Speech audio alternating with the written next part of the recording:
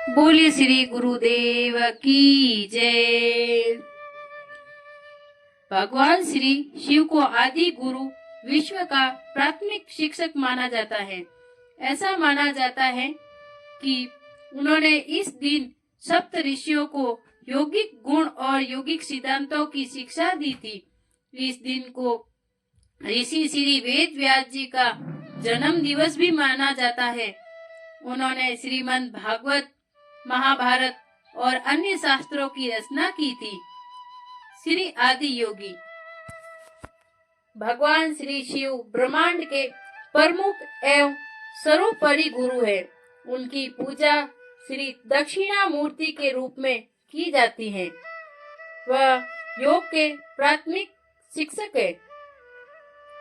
साधु मान्यता के अनुसार लगभग 1500 वर्ष पूर्व हिमालय पर्वत पर एक साधु प्रकट हुआ। वे अत्यंत शक्तिशाली और शांत दिख रहे थे। उन्होंने किसी पर ध्यान नहीं दिया, लेकिन लोग उनके आकर्षण की ओर खींचे चले आ रहे थे।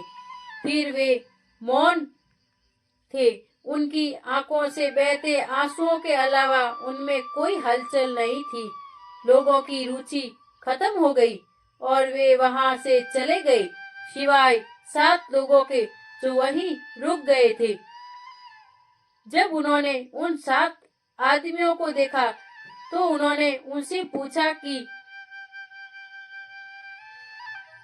उनके साथ क्या हो रहा है। उन्होंने उन्हें वहां से जाने दिया। वे वहीं रुकने पर अड़े रहे। कुछ देर बाद साधु ने उन्हें एक कदम सिखाया और फिर से अपनी आंखें बंद कर ली। 7 व्यक्ति उनसे पूरी तरह सीखने के लिए दृढ़ थे। इसीलिए उन्होंने वही कई दिन, महीने और साल इंतजार किया, जो कुल मिलाकर 84 साल थे। सप्तऋषि 84 वर्षों के बाद दक्षिणायन की पूर्णिमा के बाद पहली पूर्णिमा को उस साधु ने अपनी आंखें खोल दी। वह साधु भगवान शिव का ही एक रूप था। उसे श्री आदि योगी माना जाता था और कहा जाता था। श्री आदि योगी अपने 7 भक्तों की दृष्टा को देख प्रसन्न हुए। उन्होंने दक्षिणाभिमुख होकर उनसे आषाढ़ पूर्णिमा के दिन योग के सिद्धांतों की शिक्षा दी। इसीलिए इसे गुरु पूर्णिमा कहा जाता है। सप्त ऋषियों को बाद में सप्त ऋषियों के नाम से जाना गया, अर्थात ऋषि वशिष्ठ, ऋषि कश्यप, ऋषि अत्रि, ऋषि जमदंगी, ऋषि गौतम, ऋषि विश्वामित्र और ऋषि भारद्वाज। श्री वेद व्यास जी श्रीमद् भागवत गीता के रचयिता थे। उन्होंने वेदों और अष्टांग पुराण का संकलन भी किया था। धर्म की स्थिति एक जमाना था जब धर्म यानी जीवन जीने का सिद्धांत बहुत निम्न स्तर पर था। लोग अपनी मर्जी से जीवन जीते थे। न कोई अनुशासन था, न कोई नियम कानून। वेदों और वैदिक सिद्धांतों की अपेक्षा की गई। किसी ने उन पर ध्यान नहीं दिया। न कोई नियम था, न कोई नियम, ने कोई भक्ति, न कोई मानवता की सेवा, और हर जगह अराजकता थी। भगवान शिव, भगवान महाविष्णु और श्री ब्रह्मा जी इस स्थिति से चिंतित हो गए। वे भगवान शिव के पास गए। शिव ने विष्णु से कहा, आप स्वयं आमस अवतार ले और वेदों के फिर से व्यवस्थित करें। मैंने नंदीश्वर को आगम और पुराण सिखाया है। नंदी ने बदले में उन्हें सनकों को पढ़ाया है। आप ये सब सनकों से सीख सकते हैं। आप इन चीजों को दुनिया को सिखाने का जिम्मा लेते हैं। श्री विष्णु ने स्वीकार कर लिया। ऋषि पराशर, एक बार ऋषि पराशर नाव पर सवार होकर गंगा नदी पार कर रहे थे। नाव में मल्लाह की पुत्री मचगड्डी भी थी। ऋषि ने भविष्यवाणी की कि शुभ मुहूर्त निकट आ रहा है। उन्होंने अनुमान लगाया था कि उनके द्वारा एक दिव्य संतान के रूप का समय आ गया है और मचगंधी उनकी माता बनेगी। इसीलिए उन्होंने नाविक से उसकी पुत्री का विवाह करने के लिए कहा। संतान ऋषि पराशर ने मचगंधी से विवाह किया। उनका नाम बदलकर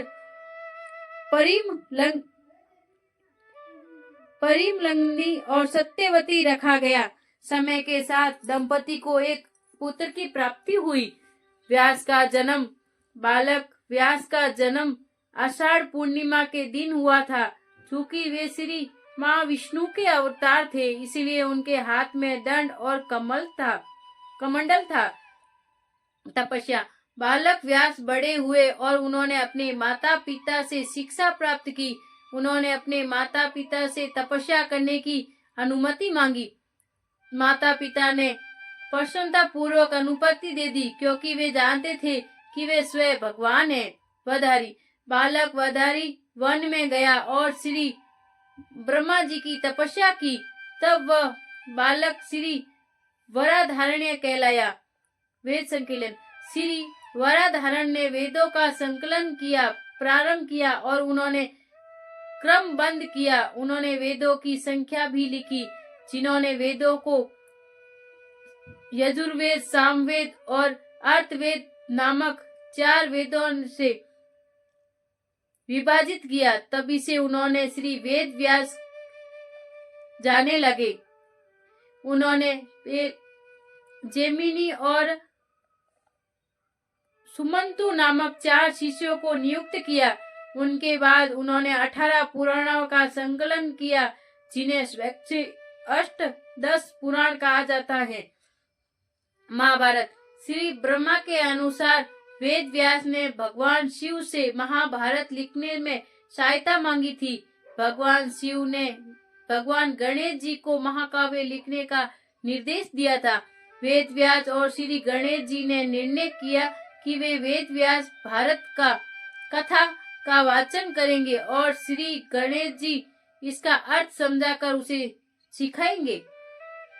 चूंकि महाकाव्य बहुत बड़ा और विशाल था, इसीलिए श्री विनायक जी ने अपने स्वयं के दंता को कमल के रूप में इस्तेमाल करने का फैसला किया। इसीलिए उन्होंने अपना एक दांत तोड़ दिया और महाभारत को लिखने के लिए इसे कमल के रूप में इस्तेमाल किया। इसी कारण से श्री गणेश जी को एक दंता कहा जाता है। श्री बुद्ध ऐसा माना जाता है कि श्री बुद्ध ने आषाढ़ पूर्णिमा के दिन अपने शिष्यों को धर्म चक्र परिवर्तन सूत्र की शिक्षा दी थी। इसीलिए बुद्ध धर्म के अनुयायी इस दिन को गुरु पूर्णिमा के रूप में मनाते हैं। श्री महावीर ऐसा माना जाता है कि आषाढ़ पूर्णिमा के दिन ही श्री महावीर ने श्री इंद्रभूति गौतम को अपना प्रथम शिष्य बनाया था। इसीलिए जैन धर्म के अनुसारियों द्वारा इस दिन को गुरु पूर्णिमा के रूप में मनाया जाता है। मंदिरों में श्री व्यास पूजा की जाती है। छात्र अपने गुरुओं के पास जाकर उनका आशीर्वाद लेते हैं। कुछ तो अपने गुरुओं से मिलने और उनका अभिवादन करने तक उपवास भी रखते हैं। गुरुरे ब्रह्मा गुरुरे विष्णु गुरुरे देवो महेश्वराय गुरुर साक्षात परब्रह्म तस्मै श्री गुरुवे नमः। बोले श्री गुरुदेव की जय। बोले श्री अपने अपने गुरुदेव की जय। बोले श्री अपने अपने माता पिता की जय।